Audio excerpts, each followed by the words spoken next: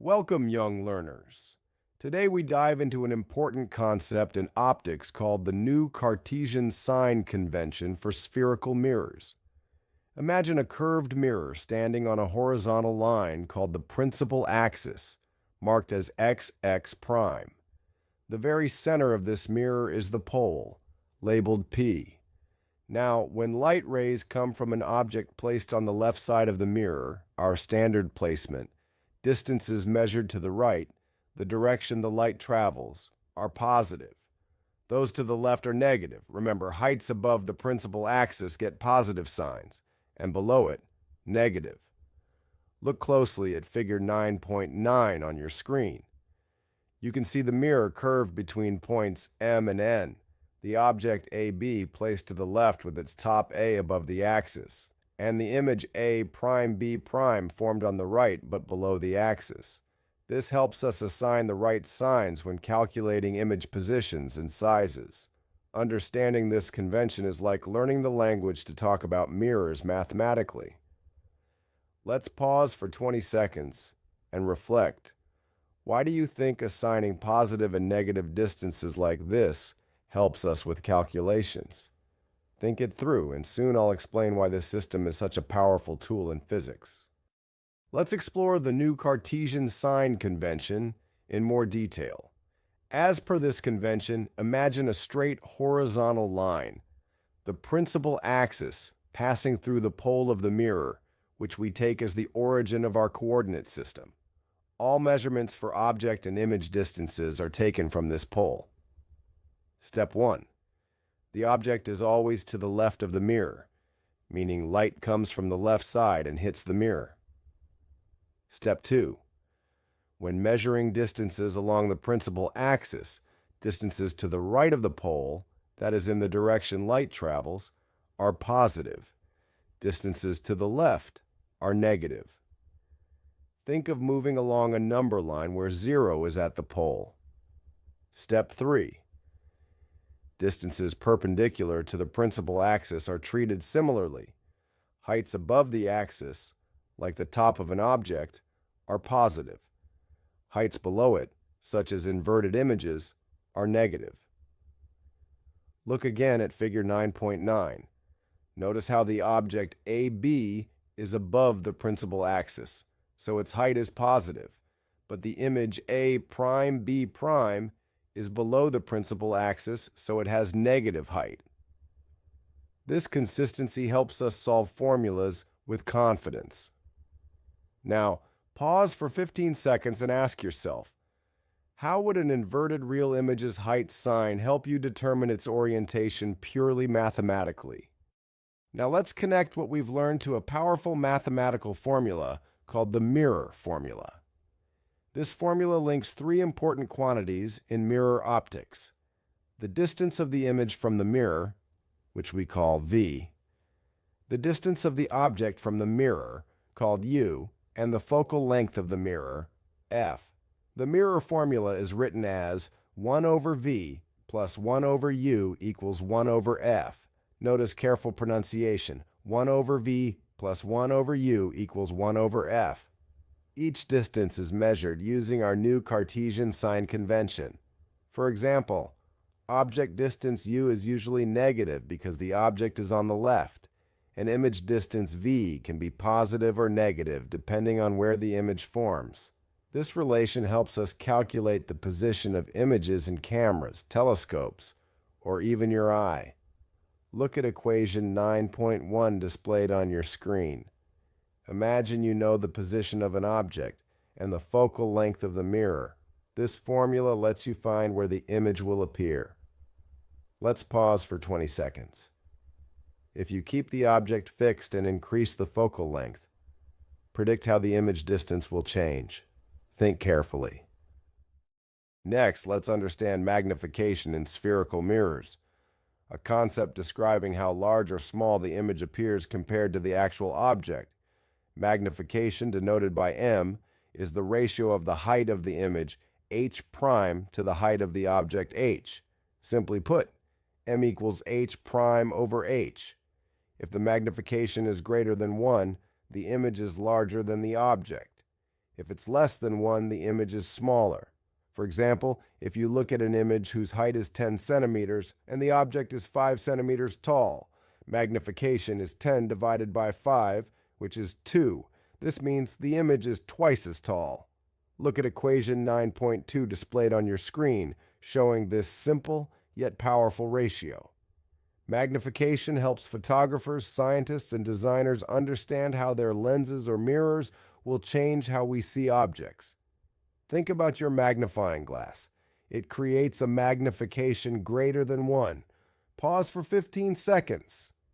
Can you think of a situation where you would want magnification less than 1? Think carefully about everyday examples. Building on what we've learned about magnification, we discover that it also relates directly to the distances of the object and image from the mirror. The formula for this is magnification equals negative image distance divided by object distance, written as m equals negative v over u. Listen carefully to the pronunciation. M equals negative v over u. Here, the negative sign is not just a number. It's a critical indicator of the image's orientation. A positive magnification means the image is virtual and erect. A negative magnification means the image is real and inverted. Think of it this way. If you hold a magnifying glass and see an upright virtual image, the magnification you calculate will be positive. If you see a real and inverted image in a concave mirror, magnification is negative. Examining equation. 9.3 shown here, notice how image and object distances influence the size and nature of the image. Let's pause for 20 seconds. If the image distance v is positive and the object distance u is negative as per sign convention, what would be the sign and meaning of magnification? Think it over. Let's apply the mirror formula and magnification concepts with example 9.1.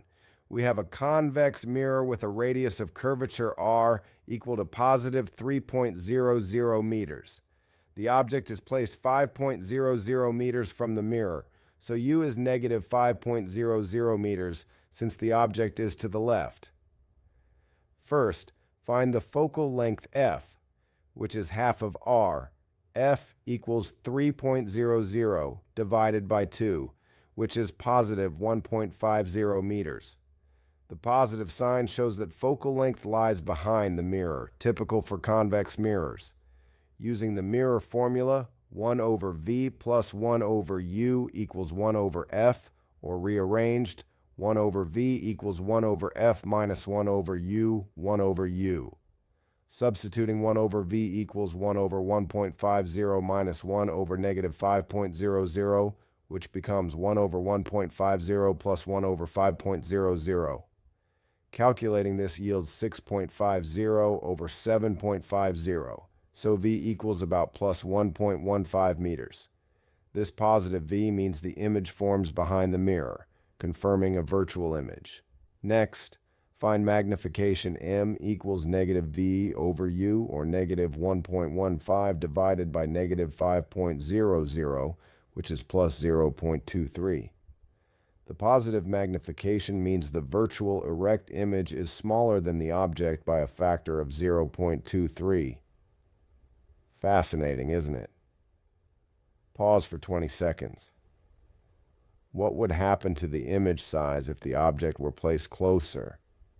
Think it through. Let's solve example 9.2 involving a concave mirror. Here, the mirror's focal length is negative 15.0 centimeters, indicating a real focus in front of the mirror. An object 4.0 centimeters tall is placed 25.0 centimeters in front, so u is negative 25.0 centimeters.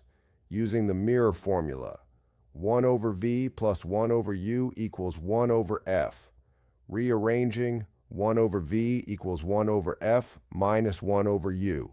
Substitute 1 over v equals 1 over negative 15.0 minus 1 over negative 25.0 equals minus 1/15 plus 1/25 equals minus 5 plus 1/25, 3, divided by 75 equals negative 2/70. so V equals negative 37.5 centimeters. Negative V means image is on the same side as the object, indicating a real image formed in front of the mirror. Next, calculate magnification. M equals negative V over U equals negative 37.5 over negative 25.0 equals negative 1.5.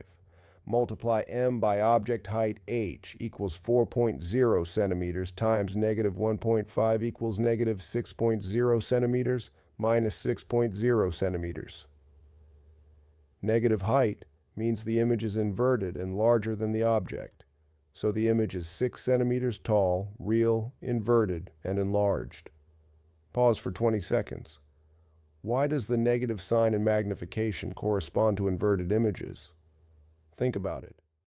Have you noticed how a pencil partly immersed in a glass of water seems bent or broken at the water's surface? Or how the bottom of a water tank looks raised when you look down? These everyday wonders are due to the fascinating phenomenon called refraction of light.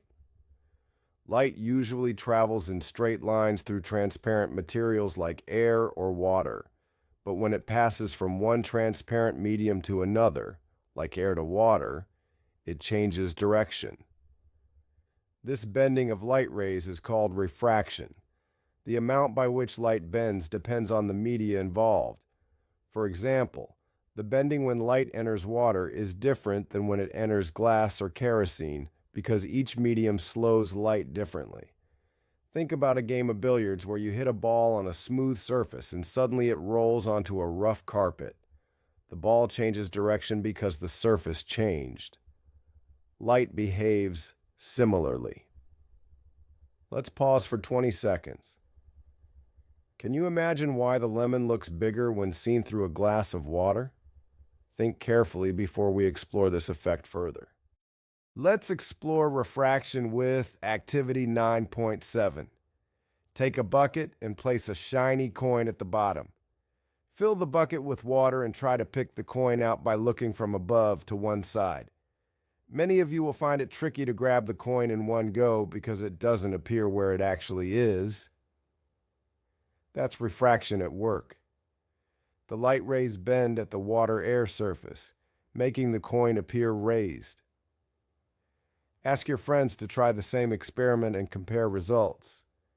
You'll notice slight differences depending on the angle of view. This activity vividly shows the practical effect of light bending. Pause for 15 seconds. Think about why the light bending causes this apparent shifting of the coin's position. Are you ready to uncover the science behind it?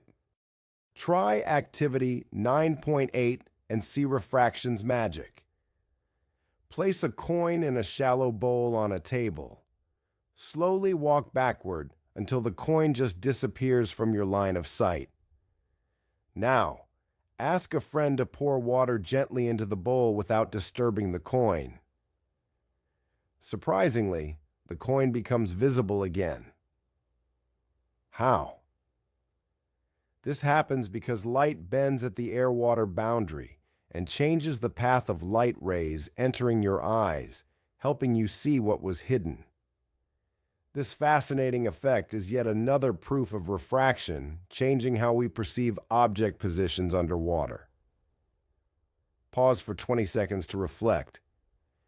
How does this change in visibility relate to the earlier coin displacement activity? Think about the common principle. Let's perform Activity 9.9 to observe refraction in a glass slab. Draw a thick straight line with ink on white paper. Place a glass slab over the line such that one edge is at an angle to the line. Now look at the part of the line under the glass slab from the side. You will notice the line appears bent at the edges where it passes under the slab. This bending is due to refraction. The light changes direction entering and exiting the glass. Now place the slab so it is normal, or perpendicular, to the line. The line will appear straight, showing refraction depends on angle. Looking from the top, the line portion under the slab appears raised. This apparent elevation results from the bending of light rays. Pause for 20 seconds. Can you imagine why the line looks bent and raised? Visualize how light travels and bends within the glass slab.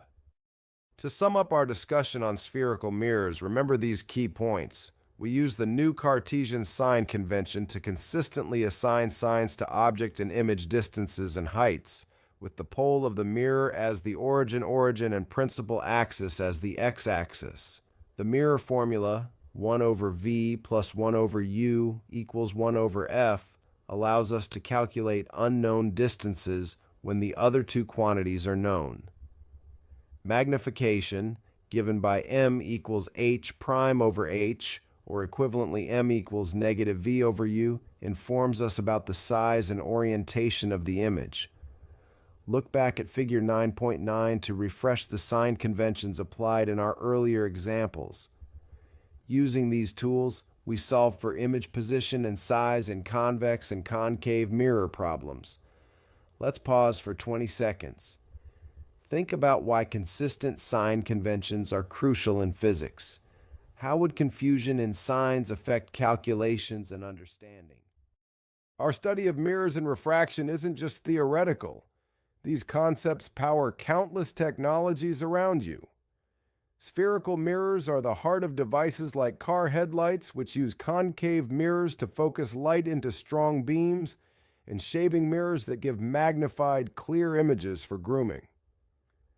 Convex mirrors are vital for safety, serving as rear-view mirrors in vehicles because they provide a wider viewing angle and reduced image size, letting drivers see more. Refraction underpins lenses in glasses and cameras that correct vision or capture memories. Microscopes and telescopes rely on refraction to magnify and study tiny or distant objects. Optical fibers use controlled refraction to transmit data at the speed of light. Even natural phenomena, like the brilliant colors of a rainbow or the swimming pool's deceptive depth, arise from refraction of light. Pause for 30 seconds. Can you spot any other everyday gadgets or occurrences where reflection or refraction plays a role? Think like a scientist. To wrap up this exciting journey, remember that the new Cartesian sign convention provides a systematic way to analyze reflection by spherical mirrors, helping us calculate where images appear, and their sizes using the mirror formula. 1 over f equals 1 over v plus 1 over u, and magnification formula, m equals h prime over h equals negative v over u. The phenomenon of refraction explains why submerged objects appear shifted, how lenses work, and many natural optical effects. Our hands-on activities highlighted how refraction changes the path of light and our perception. This foundation prepares you to understand more complex optical instruments and physics. Keep observing your world with curiosity, because the science of light is everywhere around us. Thank you for your enthusiasm and participation. Keep exploring and stay curious.